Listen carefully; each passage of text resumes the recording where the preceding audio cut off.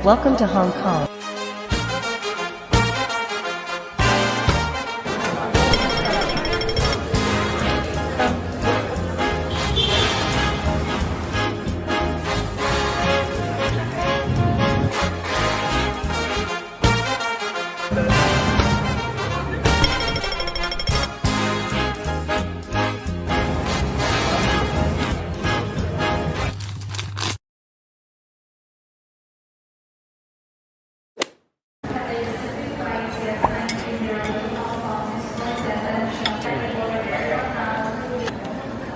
Dry. Okay. Enggak.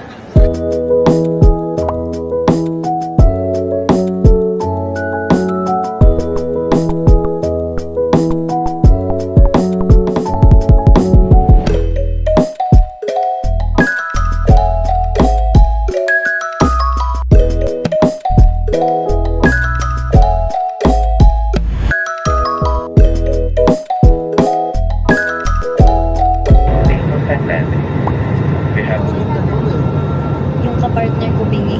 Hindi nakuha na sa row natin. Hindi pwedeng safe road. Ayoko siya maging classmate. Tawag ka wala.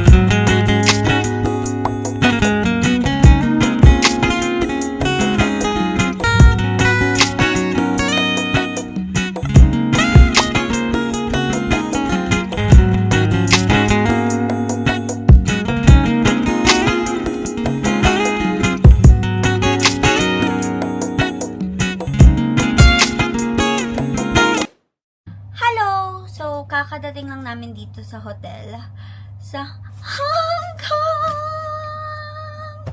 Yes, first travel of the year 2025. Let's go. So, andito kami ngayon ni Kimomo sa Hong Kong. Dalawa lang kami, so super excited kasi first time namin mag-travel out of the country na kami lang dalawa. May kasunduan kami actually na bawal kami mag-away. So, kayo ang makaka-witness nun. Kung sa day 3, nagpapansinan pa ba kami, makikita nyo. Mapapansin mo ng malamig sa Hong Kong kasi lahat talaga naka-jacket. Tapos ang above, talaga nga namang naka-t-shirt lang. Tapos butas-butas pa tong varsity na to. So gagawa mo. Tapos nakapalda ako na para bang, kala mo talaga laking aircon si ante na hindi lalamigin sa Hong Kong. Kumuha agad kami ng octopus card tsaka ng internet na binook namin via Klook. Nagulat ako actually kasi pagbigay na sa amin ng wifi, dalawa siya. Ang binook ko kasi sa Klook is for 2 device. Tapos ayun, dalawa yung binigay nila sa aming wifi. Magkaiba yung mismong wifi, magkaiba ng password and everything. So, para lang din siyang SIM, pero goods kasi wifi. Tinry namin mag-wifi kasi sabi nila, pag nag-wifi ka daw, ma-access mo yung TikTok mo. So, babalitaan ko kayo if may TikTok ako dito sa Hong Kong.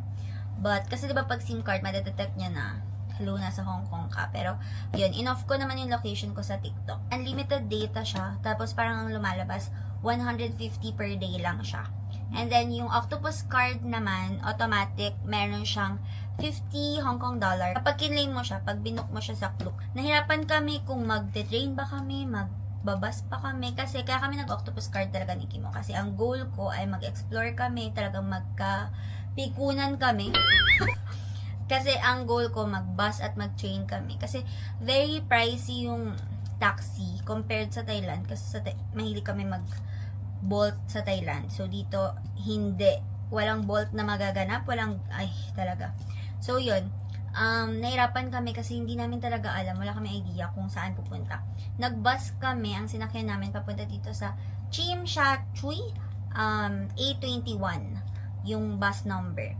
And then, mabilis lang naman, naka-waste kami the whole time. And then, bumaba kami sa Cameron Road, Tapos, sobrang walking distance lang papunta sa hotel. Tapos, feeling ko sobrang nakatipid kami kasi tinignan ko yung parang estimated fare nila sa taxi pag papunta ka dito sa Tsim Sha Tsui. Parang nasa 290 to 350 Hong Kong dollar. Depende kung saan yung hotel mo. Tapos, nung nag-top kami, 34 ba or 15? Hindi ko kasi alam kung paano tignan. Basta ang lumabas is 34 point something. Pero nasa baba 15. Siguro 15 na lang yung balance. So, need namin magpa-load tomorrow. Pero yun lang, sobrang amazing. Kasi, imagine niyo parang 290. Nakatipid kami ng ganun. So, marirecommend ko talaga ang mag-bus at mag-train dito sa Hong Kong. So, yun lang. Nagfe-freshen up lang kami dito sa room. Tapos, lalabas na din kami para mag-Ichiran. Balak talaga namin mag-Ichiran. Yung Ichiran pala hanggang madaling araw. Ang na-search ko kasi na Ichiran, dun sa may Causeway Bay. Pero, nung nagsasearch ako kanina sa Waze, kung gaano kalayo, meron na palang Ichiran dito na branch dito sa Tsim Sha Tsui. So, yun yung itatry namin. And then, dahil super lamig, tapos wala naman akong jacket. Kasi gagamitin ko yung mga jacket. Feel ko, parang balak ko magganto. Huy! Hindi ba ako lalamig ito? Ganyan siya. Nagwagi si Maloy. Talagang nasuot ko siya. Nilalamig na din talaga ako. 17 degrees dito. Para ka lang naka-airphone. Bakit? Yun na naririnig ko rin. Ito yung nasa TikTok eh.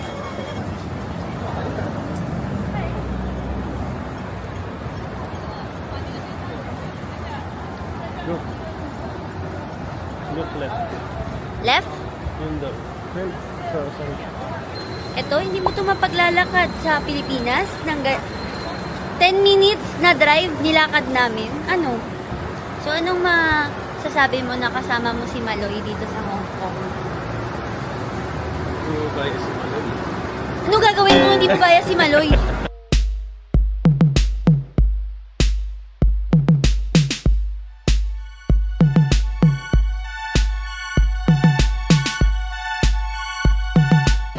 Order na. Ako. Ano yun?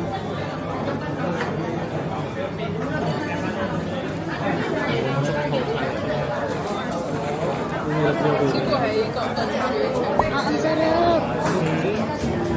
Minsan yung nga wala pang anghang. Hindi, ayaw ko talaga na maanghang. Ang sarap. Ang tama lang niya sa lahat. Iba yung lasa niya talaga.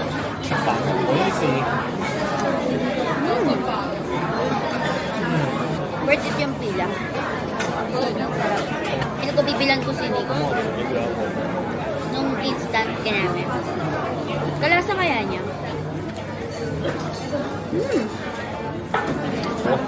Kahit yung meat masarap. Manghang yung sayo. Parang sinisipon ka na kasi agad. Kasing mild lang talaga. Mild lang. Ito yung mga nakikita ko na nauuso. Hindi ko lang alam if bagay siya sa akin. Kasi parang it's giving high fashion kapag ganito.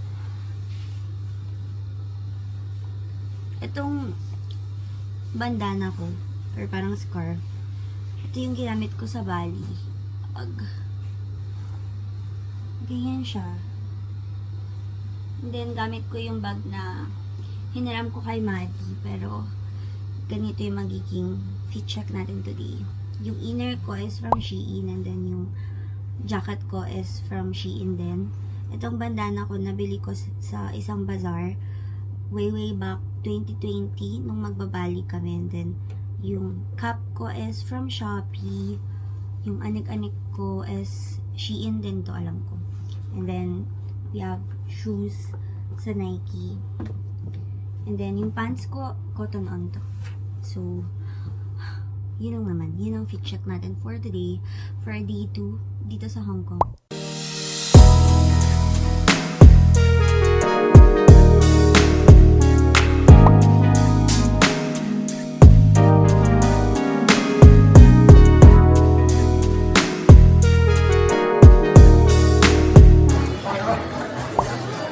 Ito yung gusto ni Nix, yung Hachi Pupu.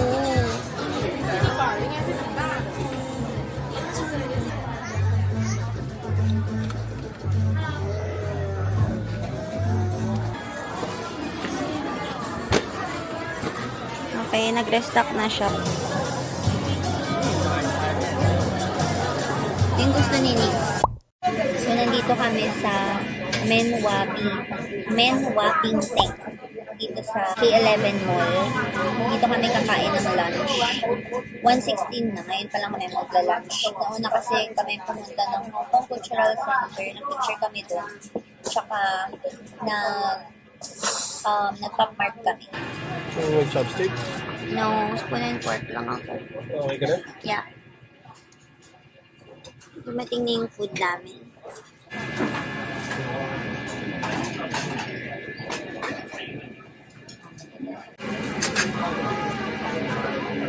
So, sige mo bumili ng water sa labas. Tikman ko na habang wala pa siya.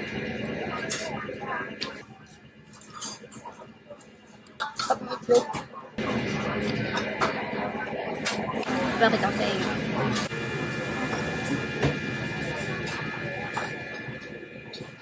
Wow! Now close your eyes and sleep. Sleep. Sleep.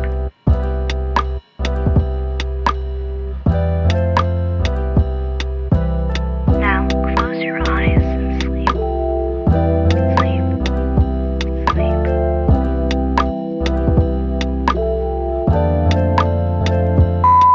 Hello! So, kakabalik lang namin dito sa hotel. Bumalik kami kasi mamayang hapon na lang ulit kami lalabas. Sobrang lamig sa labas actually. Mamayang hapon magko-coffee kami and everything. Pero so far nagawa naman namin, nakapunta kami ng Hong Kong Cultural Center, nakapunta kami ng Pop Mart, kumain kami ng lunch na. So, ngayon papakita ko sa inyo yung mga nabili ko. Okay, so magsa-start tayo dito. Ito yung kinis ko kay Mari, pero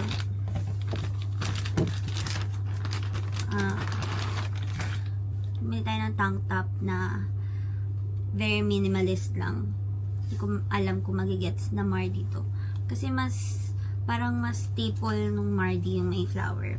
Suotin ko agad to sa, hindi ko alam kung bukas ko susuotin sa Disneyland or sa last day na. Anyways, next.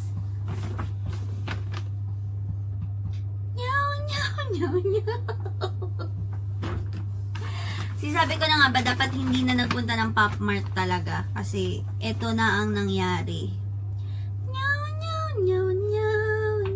So, papakita ko yung mga pinili. So, bumili ako ng The Warmth series nung Skull Panda. Wala pa akong ganito. Cute siya. And then, ito, kay Kimomo, bumili siya ng the other one, ng Hirono. And then, ang pinaka-budol, kahit wala siya dito, binilan ko si Nix ng Hachipupu. Yan, binilan ko siya ng ganito. Ito yung bagong labas nila na Snuggle With You. Ito yung nakikita ko. Sinend niya sa akin to sa TikTok. So, binilan ko siya. Isa lang sa kanya dito. Isa lang sa kanya kasi dalawa kami mag-unbox para ma-experience namin mag-unbox together kasi nung mga binilahan siya ng mga Pop Mart nung Pasko, hindi niya ako kasama mag-unbox. So, I feel so left out. Ano daw? And then, another budol. Binilan ko si Kimon ng Hirono na Le Petit kasi wala pa siya neto. And then, bumili ako ng bumili ako ng Crying Again para madagdagan tong mga to. Ito. Para madagdagan tong dalawa na plushie ko. Itong Labubu na si Dada tapos si Blossom na ganito. Gusto ko makuha yung pink. So si Kimo yung pumili nito. Ito yung open ko na to. Open mo na din yung ano. Ito. Open mo na to. So, ito, mag-unbox siya nito. Sabihin mo muna kasi hindi gusto mo makuha. Yung Fox, yun lang. Ay. Wala nang iba. The Fox. So, gusto niya daw makuha yung The Fox. Okay, open! Hindi natin. Kapumili nito. Ako pumili niyan. Sana swerte yung kamay ko. Huwag mo tignan. Ako magtitingin. Huwag mong hindi mo. Ako magtitingin. Sabay Hindi ko tayo, sabay makikita naman yung reaction reaction mo eh. Ito na ata. Si OA naman eh. Tama ka, ito nang nakuha. Huwag mong hawakan. Open. Ay, close ka na, eyes. Iba. Tingnan natin ang itsura niya. Pero maganda siya. Cute naman siya. Oh, hindi ko nakuha yung gusto mo. Kita natin. Nakuha mo. Sino nakuha mo? Nakuha niya si Geographer. I-open ko na si Crying Again. Ah! Ang gusto ko lang makuha is si I'll Give You All My Love. Yes, I'll give you all my love. Oh, Mart, sige na. Even my money, nakuha mo na talaga. Pero kung secret, why not? Pero, naabutan ko to kanina na kaka-restock lang. So, I don't know.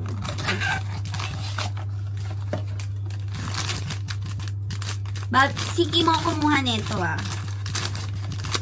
Pag hindi to pink, bibilan mo ulit ako.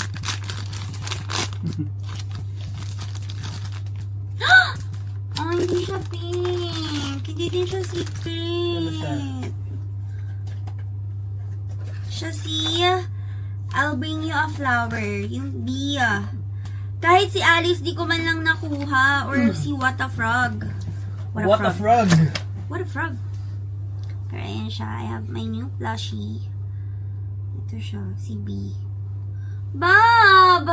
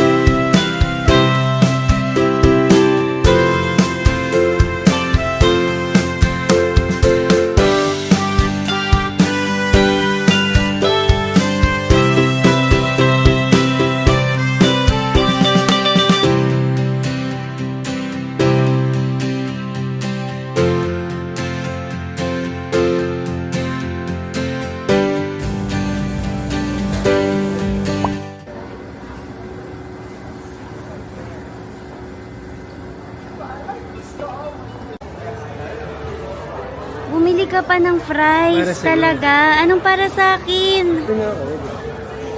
Bumili siya ng fries. Ako naman hinihintay ko yung order ko sa Mami Pancake.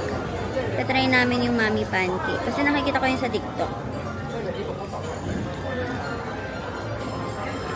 Anghang. Fuck. Alam mo, today, nag-food trip na lang talaga kami ni Kim. Food trip, tas puro lakad. Lagpas 10,000 na yung steps ko. Anong oras pa lang? 6 p.m. pa lang. 10,000 na yung steps ni Ante. Si Kim mo kasi, pag nakikita niyang 1 kilometer lang, lakarin na daw namin. Na para bang, huy, good thing naman na malamig. Hindi nakakapagod. Pero, grabe ang steps. Tapos kapag grabe ang steps, grabe din ang kain.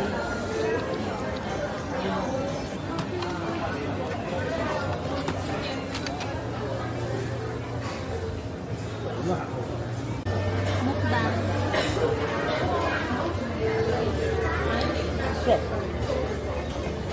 Chocolate.